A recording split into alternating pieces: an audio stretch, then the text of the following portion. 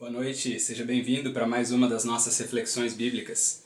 Nesta semana nós vamos abrir um espaço na nossa série de reflexões e vamos falar especificamente sobre a Páscoa. Não sei se você já se deu conta, mas nós já estamos na semana da Páscoa. Domingo passado foi o chamado Domingo de Ramos, o domingo que marca os primeiros dos 7 dias de celebração da Páscoa judaica, e a semana chamada Semana Santa, a semana em que os cristãos celebram a Páscoa do Senhor Jesus Cristo. E é sobre isso que eu queria falar hoje, sobre o texto bíblico que deu origem ao chamado Domingo de Ramos. Nós vamos ler hoje Mateus capítulo 21, verso 1 até o verso 11. O texto bíblico diz assim: Quando se aproximaram de Jerusalém e chegaram a Betfagé, ao Monte das Oliveiras, Jesus enviou 2 discípulos, dizendo-lhes: Ide ao povoado que está diante de vós, e logo encontrareis uma jumenta amarrada e um jumentinho com ela. Desamarrai-o e trazei-o a mim. E se alguém vos disser alguma coisa, respondei: O Senhor precisa deles, e logo os enviará de volta. Isso aconteceu para que se cumprisse o que havia sido falado pelo profeta. Dizei à filha de Sião: Eis que o teu rei vem a ti, humilde e montado num jumento, num jumentinho, cria de animal de carga. Os discípulos foram e fizeram como Jesus lhes ordenara. Trouxeram a jumenta e o jumentinho, e puseram sobre eles os seus mantos, e Jesus o montou. E a maior parte da multidão estendeu seus mantos pelo caminho, e outros cortavam ramos de árvores e os espalhavam pelo caminho. E as multidões, tanto as que iam diante dele como as que o seguiam, clamavam: Hosana ao filho de Davi, bendito o que vem em nome do Senhor, Hosana nas alturas. Quando Jesus entrou em Jerusalém, toda a cidade se agitou e começou a perguntar: Quem é este? E as multidões respondiam: Este é o profeta Jesus, de Nazaré, da Galiléia. Esse texto que nós lemos hoje é uma passagem bíblica tão importante do Evangelho que os 4 evangelistas fazem questão de contar essa história, fazem questão de recontar essa história, cada uma à sua maneira. Você encontra esse texto bíblico também em Marcos capítulo 11, versos 1 a 11, em Lucas 19, 28 a 40 e também em João 12, de 12 a 19. Esse texto bíblico nos conta que já no final do seu ministério, o Senhor Jesus Cristo decide com seus discípulos ir para Jerusalém. Mas é interessante notar ao longo dos evangelhos que na verdade essa era uma péssima ideia por parte do Senhor Jesus Cristo. Mateus capítulo 12, verso 14 nos conta que por conta da sua mensagem, das suas críticas ao sistema religioso, por causa da sua maneira de viver e anunciar o evangelho, o Senhor Jesus Cristo era perseguido pelos fariseus e mestres da lei, tanto que os fariseus e mestres da lei estavam planejando matar o Senhor Jesus Cristo. Agora, o mais interessante disso não é apenas que eles planejavam matar o Senhor Jesus, mas o fato de que o Senhor Jesus sabia disso. Mateus capítulo 12, verso 15 nos conta que o Senhor Jesus tinha plena consciência de que os fariseus e mestres da lei queriam matá-lo. E ele sabia que em Jerusalém, a capital política e centro religioso da época, ele estava ainda mais exposto a esses homens que queriam matá-lo. Ainda assim, Mateus 16, versos 21 a 23, nos contam que o Senhor Jesus Cristo decide resolutamente ir com seus discípulos a Jerusalém. Já depois de viajar por todo o país, pregando o Evangelho, pregando a salvação do Senhor, que era Ele mesmo, o Senhor Jesus Cristo resolve que era hora de irem para Jerusalém, para que ele fosse preso e crucificado. Mateus 16, versos 21 a 23, diz que o Senhor Jesus Cristo diz isso aos seus discípulos, que era a hora de fazer isso. O texto ainda nos conta que Pedro alertou Jesus que eles não deviam fazer isso para justamente ele não fosse preso e crucificado. Mas o Senhor Jesus Cristo insiste e não se deixa impedir por Pedro. Ele sabia que prisão, tortura e morte o aguardavam em Jerusalém, mas ainda assim essa é a intenção na qual ele quer ir. Algum tempo depois, Mateus capítulo 20, verso 17, diz quando a hora realmente chega. O Senhor Jesus Cristo diz aos seus discípulos: agora é a hora de irmos para Jerusalém realizar tudo isso que eu já disse para vocês. E aí os evangelhos fazem questão de nos contar isso por um motivo muito específico. Os evangelhos querem nos mostrar que o Senhor Jesus Cristo não foi crucificado por acidente. O Senhor Jesus Cristo não foi preso e executado porque ele não conseguiu fugir a tempo. Ele não foi vítima dos líderes religiosos da sua época. Ele não foi preso, torturado e morto porque ele e seus discípulos não conseguiram impedir que isso acontecesse. Não, tudo isso já estava nos seus planos. O Senhor Jesus Cristo sabia que é para isso que ele tinha nascido e ele vai intencionalmente nessa direção. O Senhor Jesus sabia que em Jerusalém prisão, tortura e morte o aguardavam, ainda assim ele caminha nessa direção corajosamente, porque ele sabe que nós precisávamos disso. O texto que nós lemos agora nos conta como foi a chegada do Senhor Jesus Cristo e dos seus discípulos em Jerusalém, aquele momento no qual ele entrou em Jerusalém. Quando eles ainda estavam um pouco distantes, em Betfagé, segundo alguns historiadores bíblicos, uma cidadezinha, um vilarejo que ficava a uns 3 quilômetros de Jerusalém, o Senhor Jesus Cristo mandou seus discípulos, 2 dos seus discípulos, irem a um outro povoado ali perto para buscar um jumentinho para ele. É interessante notar que o texto faz questão de destacar que se tratava de um jumentinho novo, que ainda estava com sua mãe. Isso não era por coincidência, diz o autor de Mateus. Isso, na verdade, era para que se cumprisse a profecia do profeta Zacarias.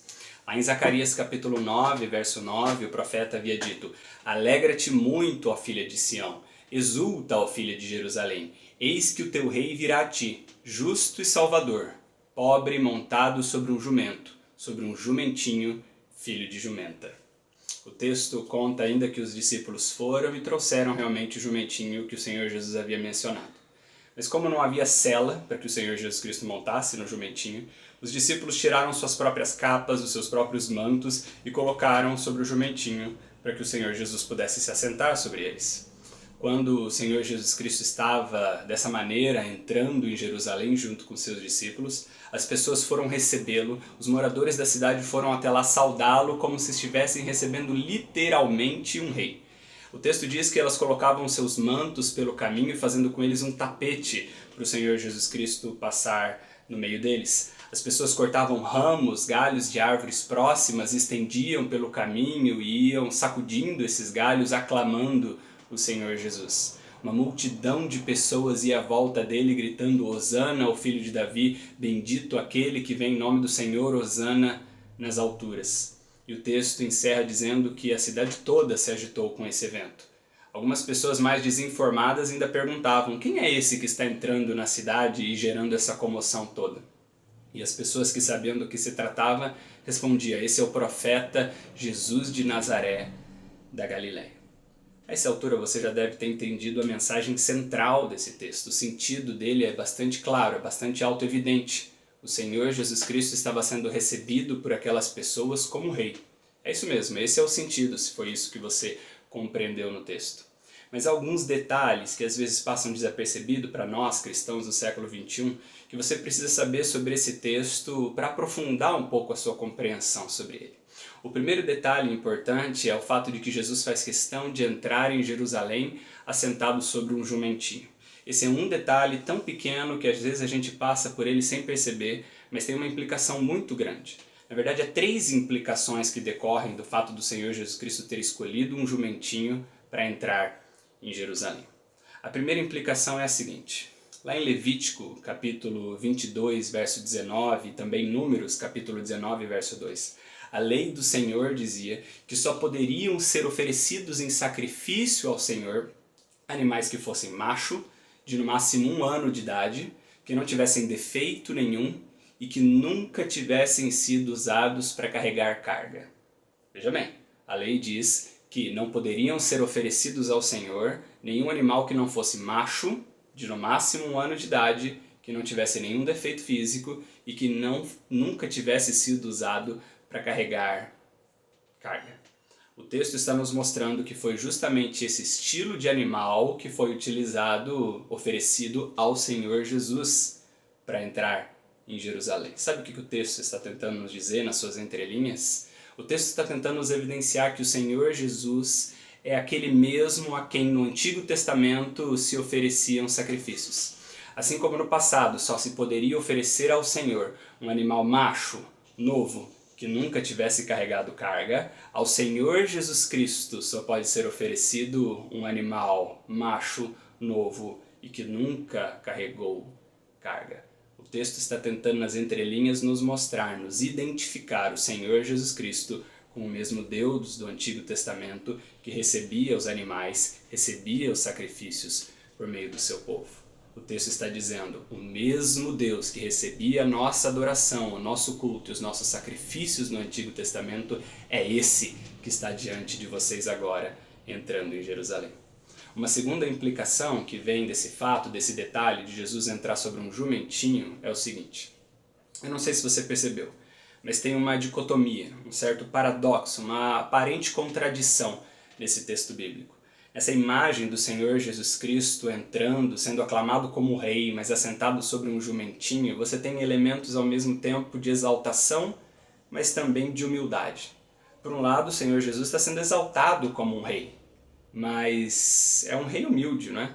Porque um rei entrando na sua cidade em um jumentinho não é exatamente uma figura gloriosa de um rei rico e poderoso.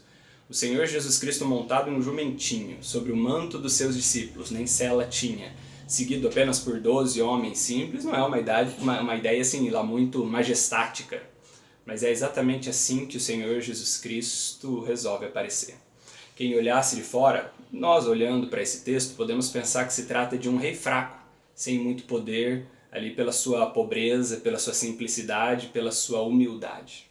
E isso não é coincidência nos evangelhos. A imagem do rei humilde não é coincidência. O Senhor Jesus Cristo escolheu entrar como um rei, mas como um rei humilde. Ele não resolveu entrar em Jerusalém naquela imagem, naquele modelo estético de um rei greco-romano, de uma imagem helenista da época.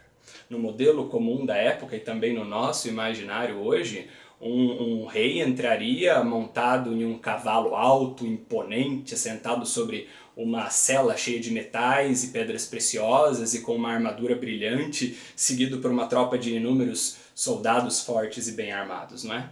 Era exatamente assim que os generais e imperadores romanos entravam em Roma. Mas é exatamente essa imagem que o Senhor Jesus Cristo não representa de maneira nenhuma. É exatamente essa imagem que o Senhor Jesus Cristo não quer representar. Ele faz questão de aparecer numa imagem exatamente oposta a essa. E aí a gente entende qual é a segunda implicação do Senhor Jesus Cristo entrar com um jumentinho na cidade.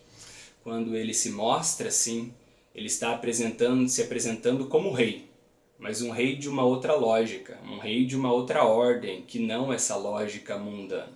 Na lógica humana, como nós mencionamos, um rei é sempre rico, poderoso, sempre se apresenta como rico e poderoso, e ele não é um servo. Muito pelo contrário, um rei é exatamente o oposto de um servo. Um servo é aquele que obedece às ordens do seu senhor, do seu dono.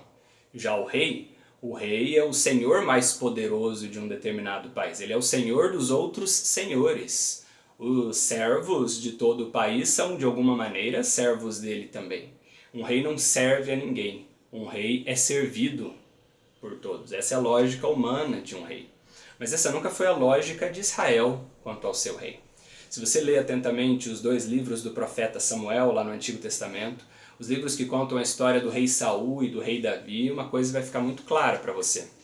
O rei de Israel nunca devia se esquecer que, na verdade, ele não é rei de coisa nenhuma. O rei de Israel nunca foi consagrado rei, ungido rei, para ser rei de alguma coisa. O rei de Israel era, na verdade, servo do Senhor. O Senhor era realmente o rei de Israel.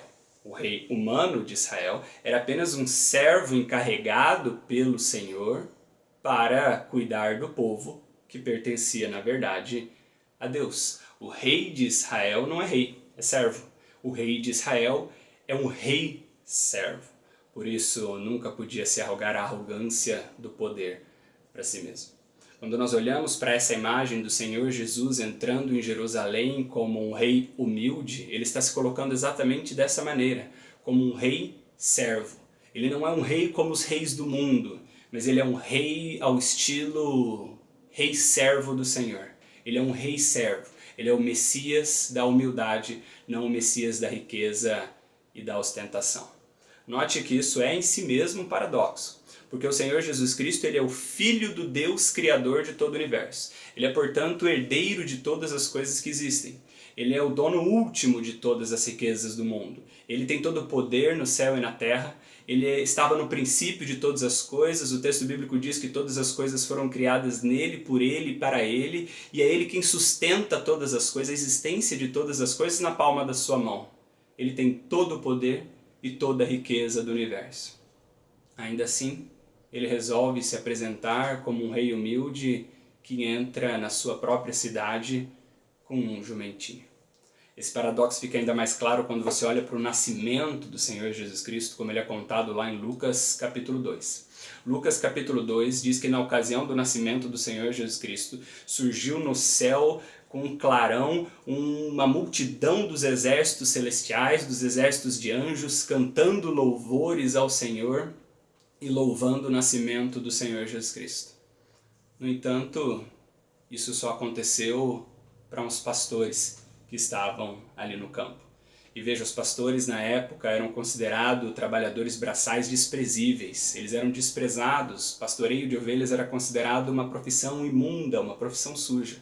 Em toda a sua glória, o Senhor Jesus resolve manifestar a sua glória não aos poderosos da época, mas aos simples e aos humildes. Nenhum rei na história da humanidade teve seu nascimento aclamado por anjos, só o Senhor Jesus Cristo. Mas ele resolve demonstrar isso aos pastores e ele resolve nascer em um estábulo, em um curral, cercado apenas dos animais e dos seus pais. Isso nos mostra o quanto o Senhor Jesus Cristo é de fato rei, mas o rei da humildade, o rei servo. O Senhor Jesus rejeita toda demonstração e ostentação de poder. A terceira implicação que nós temos nesse texto, quando o Senhor Jesus Cristo entra montado em um jumentinho, é que o Senhor Jesus Cristo estava se identificando como descendente de Davi. As profecias já diziam que o Messias seria um filho de Davi, um descendente de Davi. E aí nós vimos que o Senhor Jesus Cristo não resolve entrar como os reis helenistas e os poderosos romanos, mas ele resolve entrar não em um cavalo, mas em um jumentinho, como os reis do antigo Israel faziam. Se você olhar na sua Bíblia, lá em 1 Reis, primeiro livro de Reis, capítulo 1, verso 33, você vê que Davi, quando já estava bem idoso, antevendo a sua morte, ele decide que Salomão será o seu filho que assumirá o trono.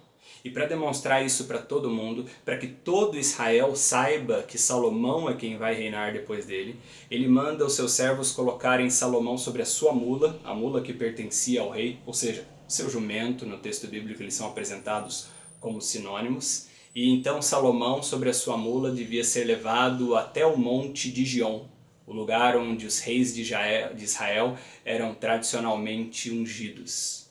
Enquanto a montaria de um rei helenista ou de um imperador ou poderoso romano era o cavalo, a montaria tradicional de um rei de Israel era o jumento. Por isso o Senhor Jesus Cristo faz questão de entrar em Jerusalém, não a cavalo, não como um rei das outras tradições, mas como um rei de Israel, sobre um jumento. Com isso o Senhor Jesus Cristo estava mostrando às pessoas que ele era o descendente de Davi. Ele está se alinhando à descendência de Davi, mostrando às pessoas que ele era o filho de Davi, o Messias prometido muitos séculos antes. E as pessoas estavam entendendo esse recado. Tanto que quando elas aclamavam o Senhor Jesus Cristo, elas o chamavam justamente de o Filho de Davi. Mas como eu disse, há outros detalhes importantes nesse texto que nos revelam ainda mais coisas. Um outro detalhe importante, um segundo detalhe importante, veja, nós vimos um primeiro detalhe com 3 implicações. Mas o segundo detalhe agora é quando as pessoas colocam as suas roupas como tapete para o Senhor Jesus Cristo passar. É que na cultura daquela época, usar o seu manto, usar o seu tapete, a sua capa como tapete para alguém passar, era uma demonstração de profunda submissão à autoridade do outro. Na cultura de Israel, as roupas eram algo muito importante para as pessoas. A roupa era considerada uma extensão da própria pessoa. Então, quando eu estendia a minha capa para alguém passar, eu estava dizendo, olha, como se eu estivesse me estendendo para a pessoa passar por cima de mim, para não sujar, por exemplo, os seus pés na lama. Nós vemos isso, por exemplo, lá no segundo livro de Reis, capítulo 9, verso 13. Esse costume foi realizado quando o rei Jeú assumiu o trono de Israel. E aí é interessante você olhar para a história de Jeú. Ainda que Jeú não tenha sido perfeito como rei, ainda que ele tenha cometido muitos erros e não tenha feito um trabalho excelente ao Senhor, Jeú foi um rei que o Senhor colocou no trono em Israel para acabar com todo o pecado e toda a maldade que a dinastia de Acabe havia estabelecido sobre a nação. quando agora o texto nos conta que as pessoas estendiam suas roupas para o Senhor Jesus Cristo passar, ele está criando uma identificação de Jesus como Jeú. O texto está tentando nos demonstrar que agora sim veio o rei que vai exterminar a idolatria, o pecado e a maldade do meio do seu povo. O terceiro detalhe importante desse texto é o fato das pessoas usarem ramos, galhos de árvores para saudar o Senhor Jesus Cristo. Isso também remete a uma história do passado do povo judeu. Antes da dominação romana sobre aquela região, sobre o povo de Israel, a dinastia Seleucida, de origem helênica, de origem grega, havia dominado toda aquela região da Judéia. E a história nos conta que em 167 a.C., mais ou menos, o rei Antíoco IV, chamado também de Antíoco Epifânio, havia profanado o templo do Senhor. Ele entrou com as suas tropas no templo do Senhor, destruiu e matou pessoas lá dentro. Ele sacrificou um porco no altar do Senhor, o que era absolutamente proibido, porque o porco era considerado um animal imundo. E sobre o altar do Senhor colocou uma estátua de Zeus, como que tentando tirar aquele templo da órbita de influência do Senhor e trazendo aquele templo para ser usado para adoração a Zeus. Você imagina o tamanho da revolta que isso criou nos judeus, não é? Os judeus passaram muito tempo tentando justamente retirar aquelas tropas de lá. E a história nos conta que lá em 141 a.C., uma revolta armada conseguiu finalmente retomar o templo das tropas seleucidas. Essa libertação do templo do Senhor foi algo muito celebrado pelos judeus na época. Até hoje, a comunidade judaica mais tradicional ainda observa esse feriado e celebra isso que aconteceu. Lembre-se que no contexto daquela época o templo do Senhor representava a própria presença do Senhor no meio do seu povo. E aí a história nos conta que na pobreza e na simplicidade do povo da época, o povo celebrou a rededicação, a libertação do templo do Senhor, balançando ramos, galhos de árvores na rua, como que aclamando o Senhor que estava voltando ao seu meio agora. E aí o Evangelho de Mateus faz questão de nos dizer que o Senhor Jesus Cristo também foi aclamado com ramos e com galhos de árvore. O que o texto bíblico quer nos dizer é, olha, o Senhor Jesus entrando em Jerusalém e sendo aclamado pelo povo é justamente a presença de Deus no meio do seu povo. Assim como recebemos o Senhor no passado, voltando ao seu templo com ramos, agora nós recebemos também o Senhor Jesus Cristo, a presença de Cristo. É a presença de Deus. Por último, nós temos que mencionar, ou melhor, em penúltimo lugar, nós temos que mencionar esse grito de Hosana que as pessoas faziam enquanto o Senhor Jesus Cristo entrava. Hosana é essa transliteração do grego da expressão hebraica salva-nos, Senhor, te rogamos. Salva-nos, te pedimos. E veja, essa expressão entrou para o vocabulário do povo por causa do Salmo 118, verso 25. Lá o salmista diz, salva-nos, Senhor, nós te pedimos. Com o tempo, essa expressão de pedir ao Senhor que o salvasse, ela se tornou ao mesmo tempo uma expressão de exaltação, mas também uma expressão de clamar ao Senhor pela vida do Messias, para que enviasse logo a salvação, para que enviasse logo o Salvador. Agora, quando nós vemos no texto bíblico o povo usando essa expressão, Hosana, salva-nos, Senhor, nós te rogamos, para o Senhor Jesus Cristo, quer dizer que aquelas pessoas estavam reconhecendo que Jesus era o Messias prometido. Quando estendia as mãos para o Senhor Jesus Cristo dizendo salva-nos, o povo estava reconhecendo que Ele era o Salvador prometido justamente. Por isso eles ainda diziam, bendito aquele que vem em nome do Senhor. Citando o Salmo 18, verso seguinte, o verso 26. O povo estava dizendo, este é o bendito, este é o Salvador prometido no passado. Agora sim, por último, o último detalhe importante é essa expressão, o profeta Jesus. O texto encerra justamente com essa expressão. Quando algumas pessoas desinformadas perguntavam quem é esse que está entrando na cidade, gerando toda essa comoção, outras pessoas respondiam, é o profeta Jesus de Nazaré da Galileia. Este é o profeta Jesus de Nazaré da Galileia. E veja que a expressão no texto bíblico aqui não é um profeta, mas o profeta. Isso também não foi uma escolha acidental ou uma coincidência por parte do autor bíblico. Deuteronômio capítulo 18, versos 15 a 18 contam que o Senhor já havia predito, o Senhor já havia dito pela boca de Moisés que o grande líder, Messias, que seria enviado um dia, seria justamente como um profeta semelhante a Moisés. E seria semelhante a Moisés no sentido de que Moisés foi o líder que libertou o povo da escravidão. E esse novo profeta que seria enviado nos mesmos moldes de Moisés também seria responsável por libertar o povo. Veja, a mensagem aqui do texto bíblico é que Jesus é esse profeta, o profeta tão aguardado pelo povo e que havia sido prometido pelo Senhor. Quanta riqueza no texto bíblico, não é? Um texto tão curto que passa desapercebido, mas que tem tantos elementos importantes da história do povo de Deus guardado em si mesmos. Mas em resumo de tudo isso que nós falamos, o que você precisa entender é o seguinte: o texto está dizendo que Jesus é sim o rei tão esperado por Israel. Ele é o prometido, o ungido, que reúne em si todas as antigas profecias que o Antigo Testamento tinha feito sobre o Messias. Ele é aquele a quem se adorava e se sacrificava no Antigo Testamento. Ele é o descendente de Davi. Ele é o servo do Senhor para apacentar o seu povo. Ele é o rei que veio para libertar o povo do pecado e da maldade. Ele é a presença do próprio Deus no meio do seu povo. Ele é o Salvador. Ele é o profeta que não apenas traz a mensagem de Deus, mas que encarna em si mesmo a palavra de Deus. É linda essa passagem bíblica, não é? Ela é rica e cheia de significado. Mas tem um problema que você precisa notar. Ainda que o Senhor Jesus Cristo estivesse entrando ali, sendo aclamado pelas pessoas, ainda que o Senhor Jesus Cristo tenha encarnado tudo o que Israel esperava, note que o Senhor Jesus Cristo não veio como Israel esperava. Ainda que o Senhor Jesus Cristo fosse o que eles esperavam, ele não veio como Israel esperava. Esse texto bíblico que nós lemos, as pessoas estão animadas porque elas estão vendo o Senhor Jesus Cristo, que elas já estavam entendendo que era o Messias entrando em Jerusalém em pleno feriado de Páscoa. As pessoas estão animadas porque elas estão vendo o Senhor Jesus Cristo entrar como rei e pensando, agora vai.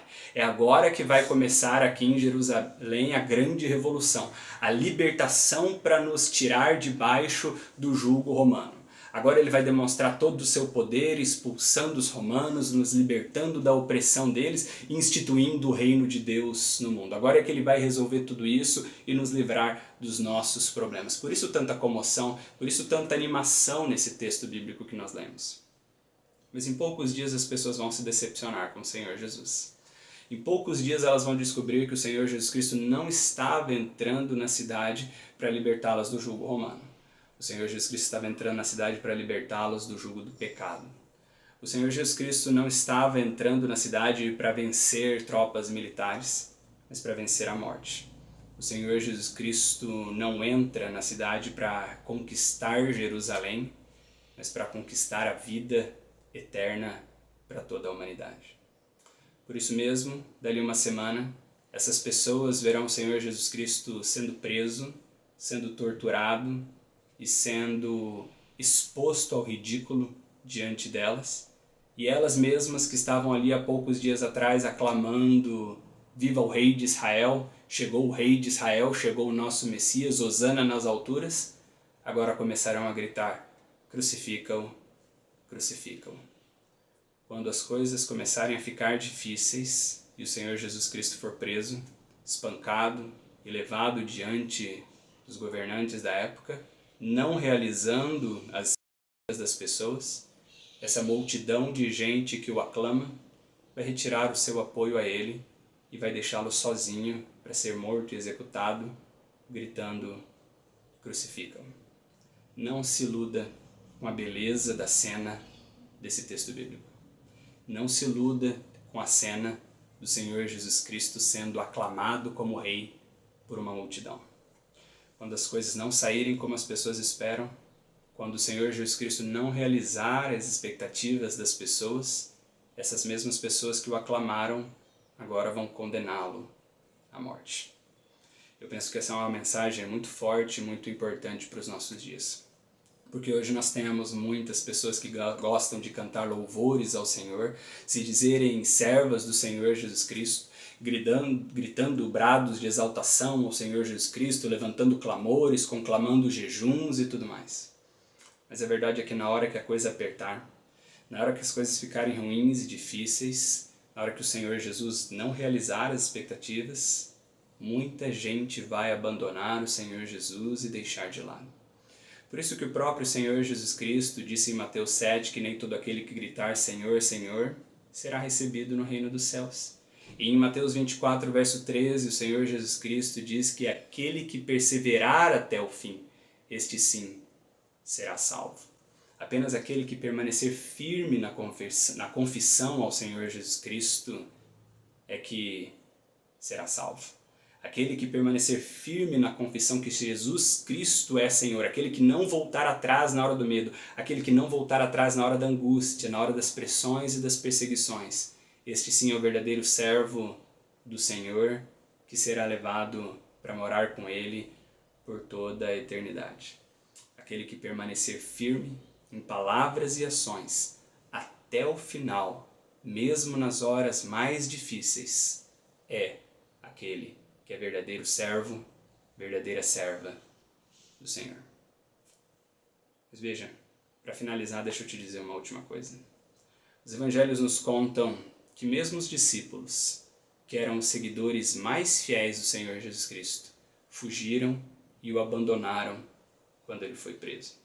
Mateus 26, dos versos 29 a 75, versos 69 a 75, nos contam que Pedro chegou a negar Jesus 3 vezes por medo de ser associado a ele. Ainda assim, o texto bíblico faz questão de contar que depois que ressuscitou, o Senhor Jesus voltou aos seus discípulos e voltou a Pedro para perdoá-los e para restaurá-los. João, capítulo 21, versos 15 a 23, contam como o Senhor Jesus Cristo perdoou e restaurou Pedro. O objetivo desse texto é nos mostrar que o amor e a graça do Senhor Jesus são tão grandes, mas tão grandes, que Ele ressuscitou para perdoar mesmo aqueles que fraquejaram na hora da angústia, mesmo aqueles que vacilaram na hora da provação. O Senhor Jesus ressuscitado perdoa, purifica e acolhe pecadores arrependidos, independente do tamanho, da quantidade e da gravidade dos seus pecados. É por isso que nós celebramos a Páscoa.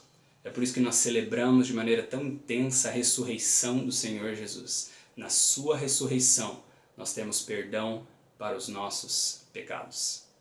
Se você reconhece a sua própria vida nessa situação, se você se reconhece como alguém que na hora da provação, da dor, da angústia e da tristeza já renegou o Senhor Jesus Cristo, já quis abandoná-lo, saiba que o Senhor Jesus Cristo morreu na cruz e ressuscitou para te perdoar. Ele morreu na cruz e ressuscitou e Ele ainda te ama. Ele quer te acolher de volta. Tudo o que você precisa fazer é voltar aos caminhos dele, é se arrepender do seu pecado e voltar para ele.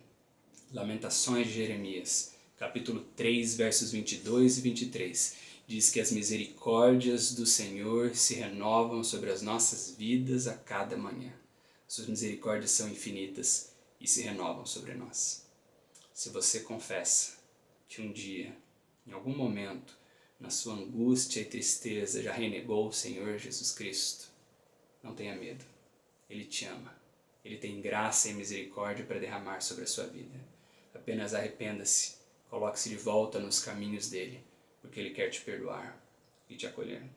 Graças a Deus Pai, pelo Filho que morreu na cruz e ressuscitou, pelo nosso bem e pelo perdão dos nossos pecados. Vamos orar. Pai, muito obrigado pela Tua Palavra e muito obrigado por tudo que ela nos ensina. Muito obrigado por toda a riqueza que ela nos demonstra, Pai. Muito obrigado porque ela revela o Teu Filho, que é um Rei todo-poderoso, dono de todo o universo, mas que vem a nós em humildade, em amor e graça. Muito obrigado, ó Pai, pela Tua graça e Tua misericórdia que se renovam sobre as nossas vidas a cada dia. Todos nós, Pai, somos pecadores. Todos nós precisamos de Ti. Todos nós já fraquejamos e vacilamos no momento da angústia. Perdoa-nos, Pai. Perdoa-nos pela nossa fraqueza nos momentos difíceis. Perdoa-nos e ajuda-nos, Pai.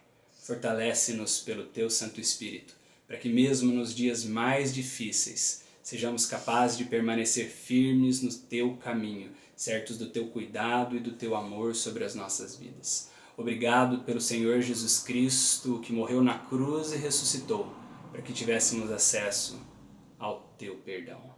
E em Cristo, Pai, nós pedimos que a Tua graça esteja sobre todos nós e sobre as nossas vidas, lembrando que em Cristo nós temos um Deus de amor e de graça sobre as nossas vidas. É no nome santo dele que oramos e agradecemos por tudo, Pai. Amém. Muito obrigado pela sua presença e até sexta-feira na nossa live, na nossa interação ao vivo, nas nossas redes sociais. Muito obrigado.